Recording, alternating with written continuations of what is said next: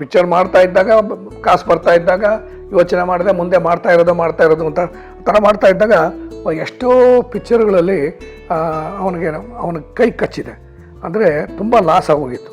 ಎಲ್ಲ NR colony ಮನೆ ಮಾರ್ದ, ಆಮೇಲೆ ಸ್ಯಾಂಕಿ ಟ್ಯಾಂಕಿದು ಹೋಯಿತು, ಮದ್ರಾಸ್ದು ಹೋಯಿತು, ಇನ್ನೊಂದು ಸೈಟ್ ಇತ್ತು, ಎಲ್ಲ ಹೋಯಿತು. ಎಲ್ಲ ಹೋದರೂ ಕೂಡ ಒಂದು ಮದ್ರಾಸಲ್ಲಿ ಇಷ್ಟು ರಾಜನಾಗಿ ಮಹಾರಾಜನಾಗಿ ಬಾಳ್ದಂಬುದು ಕೊನೆಗೆ ಬಾಡಿಗೆ ಮನೆಗೆ ಬಂದ.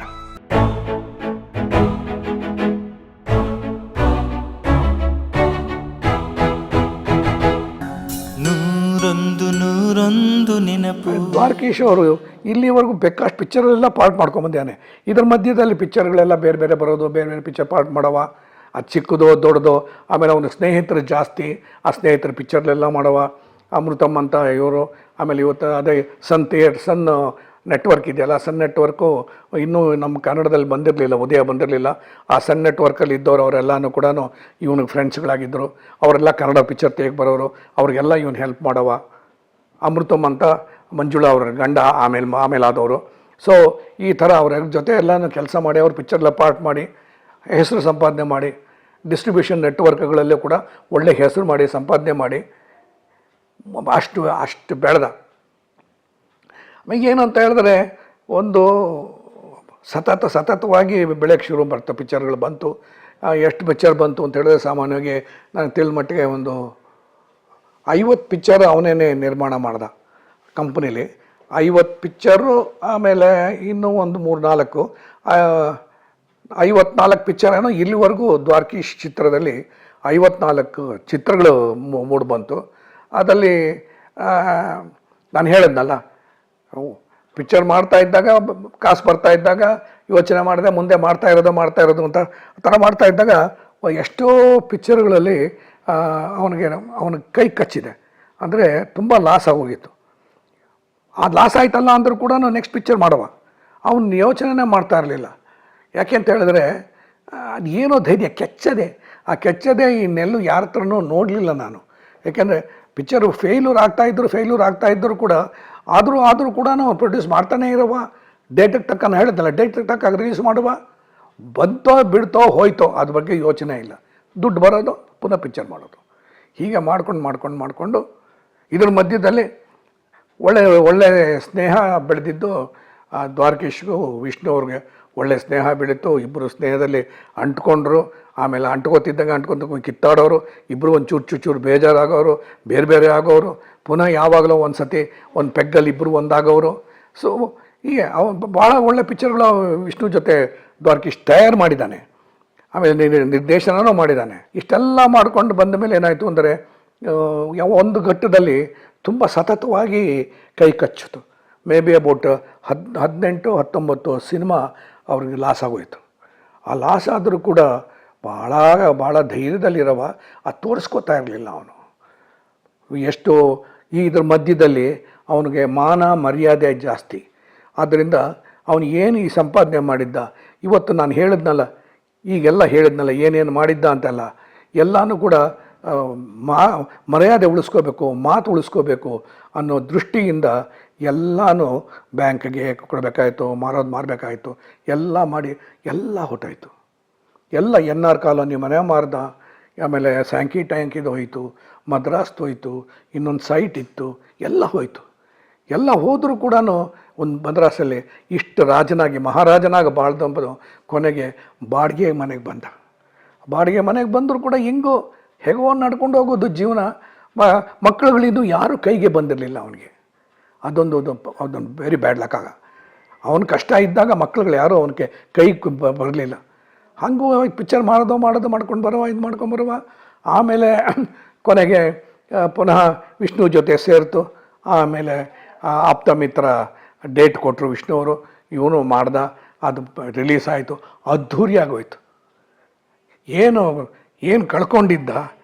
ಕಳ್ಕೊಂಡಿದ್ದು ಎಷ್ಟು ಬಂತೋ ಬಿಡ್ತೋ, ಆದರೆ ಮನೆ ಅನ್ನೋದು ಹೊಟ್ಟೋಗಿತ್ತಲ್ಲ, ಮನೆ ಅನ್ನೋದು ಬಂತು. ಮನೆ ಬರಲಿಲ್ಲ, ಜೊತೆಗೆ ಅರಮನೆ ಬಂತು ಅಂತ ಹೇಳೋಕ್ಕೆ ಇಷ್ಟಪಡ್ತೀನಿ. ಎಂಥ ದೊಡ್ಡ ಮನೆ HSR ಲೇಔಟಲ್ಲಿ, ಇಷ್ಟೆಲ್ಲ ಆದಮೇಲೆ HSR ಲೇಔಟಲ್ಲಿ 8 ಬೆಡ್ರೂಮ್ ಇರೋ ಮನೆ ಮಾಡ್ದ. 8 ಬೆಡ್ರೂಮು. ಆಮೇಲೆ ಲಿಫ್ಟ್ಗೋಸ್ಕರ ಒಂದು ರೂಮು. ಆ ಲಿಫ್ಟ್ ಬರಲೇ ಇಲ್ಲ ಕೊನೆಗೆ. 8 ಬೆಡ್ರೂಮು ಅದ್ಧೂರಿಯಾಗಿತ್ತು. ಅಂಬುಜಾ ಇದ್ದರು ಆಗ ಖುಷಿಪಟ್ಟರು. ಅಂಬುಜಾ ಎಷ್ಟೊಂದು ಇವೆಲ್ಲ ನೋಡ್ಕೊಂಬಂದರು. ಇದ್ರ ಮಧ್ಯದಲ್ಲಿ ಅಂಬುಜಾ ಅವ್ರಿಗೆ ಏರ್ಪೇರು ಹೆಲ್ತ್ ಪಾಪ ತುಂಬ ಕಷ್ಟ ಆಗೋಯ್ತು, ತುಂಬ ಕಷ್ಟ. ಬೇಕಾಷ್ಟು ಸತಿ ಆಸ್ಪತ್ರೆಗೆ ಹೋಗಿದ್ದಾರೆ, ಆಸ್ಪತ್ರೆಯಿಂದ ಬಂದಿದ್ದಾರೆ, ಮಕ್ಕಳಿಗೆ ದ್ವಾರಕೀಶ್ ನೋಡ್ಕೊಂಡಿದ್ದಾನೆ, ಮಕ್ಳುಗಳು ನೋಡ್ಕೊಂಡಿದ್ದಾರೆ, ಎಲ್ಲ ಮಾಡ್ಕೊಂಡಿದ್ದಾರೆ. ಆಮೇಲೆ ಈ ಪಾಪ ಹೋಗ್ತಾ ಹೋಗ್ತಾ ಏನಾಗುತ್ತೆ ಅಂದರೆ ಹಾಸಿಗೆ ಇಳುತ್ತೆ, ಹಾಸಿಗೆಲೇ ಜಾಸ್ತಿ ಬರೋಕ್ಕಾಗ್ತಾಯಿರಲಿಲ್ಲ, ಏನೋ ಬಾತ್ರೂಮ್ ಹೋಗೋದು ಬರೋದಷ್ಟೇ. ಆ ಥರ ಆಗಿ ಬೇಕಾಷ್ಟು ಸತಿ ಆಸ್ಪತ್ರೆಗೆ ದಾಖಲಾಯಿತು, ಇದು ಮಾಡಾಯಿತು. ಕೊನೆಗೆ ಇದ್ದಕ್ಕಿದ್ದಂಗೆ ಒಂದು ದಿವಸ ಅಂಬುಜಾ ಅವ್ರು ಹೋಗ್ಬಿಟ್ರು. ಅಂಬುಜಾ ಅವರು ಹೋದ್ಮೇಲೆ ದ್ವಾರಕೀಶ್ ಅವ್ರಿಗೆ ಜೀವನದಲ್ಲಿ ಏನೋ ಕಳ್ಕೊಂಬಿಟ್ಟಂಗೆ, ಎಲ್ಲೋ ಹೋಯ್ತು ಅನ್ನೋ ಥರ. ಯಾವಾಗಲೂ ಅಷ್ಟೇ, ಸಂಗಾತಿ ಅಲ್ವಾ, ಸಂಘ ಹೋದ್ಮೇಲೆ ಇನ್ನು ಉಳಿಯೋದು ಅವಳಿಗೆ ಮಾಡೋ ತಿಥಿ ಮಾತ್ರನೇ ನಾವು, ಇನ್ನೇನಿಲ್ಲ ಸಂಗಾತಿಲಿ. ಭಾಳ ಕಷ್ಟಪಟ್ಟ ಯೋಚನೆ ಮಾಡ್ತಾ ಇರ್ತಾನೆ, ಈಗಲೂ ನೆನೆಸ್ಕೊಂಡು ಯಾವಾಗಲೋ ಕಣ್ಣೀರು ಹಾಕ್ತಾ ಇರ್ತಾನೆ.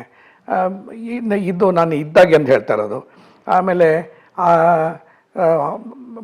ಅವನು ಈಗ HSR ಲೇಔಟ್ ಮನೇಲಿ, ಈಗ HSR ಲೇಔಟಿಂದ ಈಗ ಇದಕ್ಕೆ ಬಂದಿದ್ದಾನೆ. ಯಾವ ಮನೆಗೆ, ಎಲೆಕ್ಟ್ರಾನಿಕ್ ಸಿಟಿ ಸೆಕೆಂಡ್ ಫೇಸಿಗೆ ಬಂದ. ಆವಾಗ ಪುನಃ ಏನೋ ಒಂದು ತಾಪತ್ರ ಏನೋ ಬಂತು, HSR ಲೇಔಟ್ ಮನೆಯೂ ಕೂಡ ಕೊಡಬೇಕಾಗಿ ಬಂತು. ಆಯಿತು, ಏನು ಪುನಃ ಹೋಯಿತು.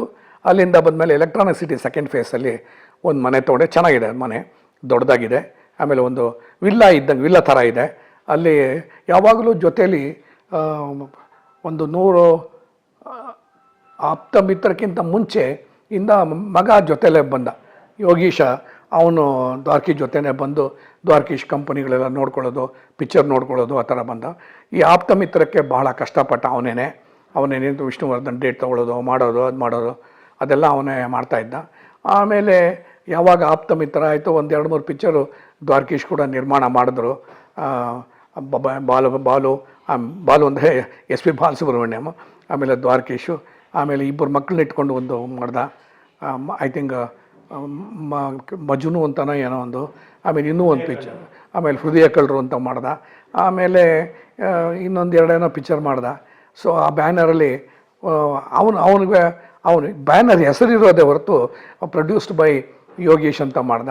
ಆಮೇಲೆ ಯೋಗಿ ಇದ್ದವನು ಬೇರೆ ಪಿಕ್ಚರ್ ಎಲ್ಲ ಮಾಡ್ದ. ಅದೆಲ್ಲ ನಿಮಗೆಲ್ಲ ಗೊತ್ತೇ ಇದೆ. ದ್ವಾರಕೀಶ್ ಮಾತ್ರ ಅವನು ಇರೋವರೆಗೂ ಚೆನ್ನಾಗೇ ಇರ್ತಿದ್ದ. ಅವ್ನ ಕಷ್ಟ, ಅವ್ನು ಹೆಂಗಿದ್ರು ಸರಿ ಏನೋ ನುಂಗ್ಕೊಂಡು ಮಾಡಿಕೊಂಡು ನಗ್ತಾ ಇರುವ, ಯಾರು ಇಂಟರ್ವ್ಯೂಗೆ ಬಂದರೂ ಕೂಡ ನಗ್ತಾನೆ ಇಂಟರ್ವ್ಯೂ ಕೊಡ್ತಾಯಿದ್ದ. ಒಂದು ಏನಾಗುತ್ತೆ ಅಂತ ಹೇಳಿದ್ರೆ, ನಾನು ಹೇಳಿದೆ ದಂಪತಿ ಅಂತ, ಗಂಡ ಹೆಂಡತಿಗೆ ನಾವೇನು ಸಾಮಾನ್ಯವಾಗಿ ಹೇಳ್ತೀವಿ ದಂಪತಿ ಅಂತಾರೆ. ದಂಪತಿಲಿ ಗಂಡ ಹೆಂಡತಿ ಚೆನ್ನಾಗಿದ್ರೇ ಅದು ದಂಪತಿ. ಇಲ್ಲದೇ ಇದ್ದರೆ ಇಬ್ಬರಲ್ಲಿ ಒಬ್ಬರಲ್ಲಿ ಯಾರಾದರೂ ಹೊಟ್ಟೋಗ್ಬಿಟ್ರೆ ಇನ್ನೇನಾಗುತ್ತೆ ಅಂದರೆ ಪತಿ ಮಾತ್ರ ಉಳ್ಕೋತೆ. ಈಗ ಅಂಬುಜನ ಕೇಸಲ್ಲೂ ಅಷ್ಟೇ, ಅಂಬುಜನ ಹೊಟ್ಟೋಗ್ಬಿಟ್ರೆ ಪತಿ ದ್ವಾರಕೀಶ್ ಮಾತ್ರ ಉಳ್ಕೊಂಡ. ಆದರೆ ದ್ವಾರಕೀಶ್ಗೆ ಅಂಬುಜಾ ಹೋಗಿದ್ದೆ ಒಂದು ದೊಡ್ಡ ಆಘಾತ, ದೊಡ್ಡ ಆಕ್ಸಿಡೆಂಟ್ ಅಂತಲೇ ಹೇಳ್ಬೋದು. ಏನು ಮಾಡೋಕ್ಕಾಗತ್ತೆ, ಯಾವಾಗಲೂ ನಾವು ಏನೇ ಕಷ್ಟಪಟ್ಟು ಜಗಳಕ್ಕಾದೋ ಏನೇ ಮಾಡಿದ್ರೂ ಕೂಡ ಗಂಡ ಹೆಂಡತಿ ಮಲ್ಕೋತಾನೆ ಒಂದಾಗ್ಬಿಡ್ತಾರೆ ಅಂತ ಒಂದು ಗಾದೆನೇ ಇದೆ. ಆ ಥರ ಜೀವನ ಸಾಕ್ಕೊಂಡು ಬಂತು. ಅಂಬುಜಾ ಹೋದ್ಮೇಲೆ ಅವನಿಗೆ ಭಾಳ ಕಷ್ಟ ಆಗೋಯ್ತು, ತುಂಬ ಕಷ್ಟ ಆಗೋಯ್ತು. ಎಷ್ಟು ಕಷ್ಟ ಆಯಿತು ಅಂತ ನನ್ನ ಹೆಂಡತಿ ಹತ್ರ ಭಾಳ ಸತಿ ಹೇಳ್ಕೊಂಡು ಒಂದು ಸ್ವಲ್ಪ ಕಣ್ಣೀರು ಹಾಕಿದ್ದಾನೆ ಅಂತಲೇ ಹೇಳ್ಬೋದು. ಬಟ್ ಏನು ಮಾಡೋಕ್ಕಾಗಲ್ಲ. ಹಂಗನ ಸಿನಿಮಾ ಇದೆಯಲ್ಲ, ಸಿನಿಮಾ ಎಲ್ಲನೂ ಒಂದು ಸ್ವಲ್ಪ ಮರೆಸುತ್ತೆ, ಸ್ವಲ್ಪ ನೆನಪು ಕೊಡುತ್ತೆ, ಆಮೇಲೆ ದುಃಖನೂ ಜಾಸ್ತಿ ಮಾಡುತ್ತೆ, ಆಮೇಲೆ ದುಃಖನೂ ಹೋಗಿಸೂ ಬಿಡುತ್ತೆ. ಈ ಥರ ದ್ವಾರಕೀಶ್ ಜೀವನದಲ್ಲಿ ಎಲ್ಲನೂ ಆಯಿತು ಅಂತ ಹೇಳೋಕ್ಕೆ ಇಷ್ಟಪಡ್ತೀನಿ. ಮಂತ್ರಾಲಯದಲ್ಲಿ ಒಂದು ಇದಕ್ಕೆ ಗೆಸ್ಟ್ ಹೌಸ್ ಕಟ್ಸಿದ್ದಾರೆ. ಗೆಸ್ಟ್ ಹೌಸ್ ಅಂದರೆ ಮಂತ್ರಾಲಯದಲ್ಲಿ ನಾವು ರಾಯರ ಮಠಕ್ಕೆ ಹೋಗ್ತಿದ್ದಂಗೆ ಐ ಥಿಂಕ್ 4ನೇದೋ 5ನೇದೋ ಮನೆ ದ್ವಾರಕೀಶ್ ಹೆಸರಲ್ಲಿದೆ. ಸೊ ರಾಯರಿಗೆ ತನ್ನನ್ನು ಇಲ್ಲಿವರೆಗೂ ಚೆನ್ನಾಗಿ ನೋಡ್ಕೊಂಡು ಬಂದಿದ್ದಕ್ಕೋಸ್ಕರ ರಾಯರಿಗೆ ಒಂದು ಕೃತಜ್ಞತೆ ತೋರಿಸೋಕ್ಕೋಸ್ಕರ ಅವನಲ್ಲೊಂದು ಗೆಸ್ಟ್ ಹೌಸ್ ಕಟ್ಟಿದ್ದಾನೆ.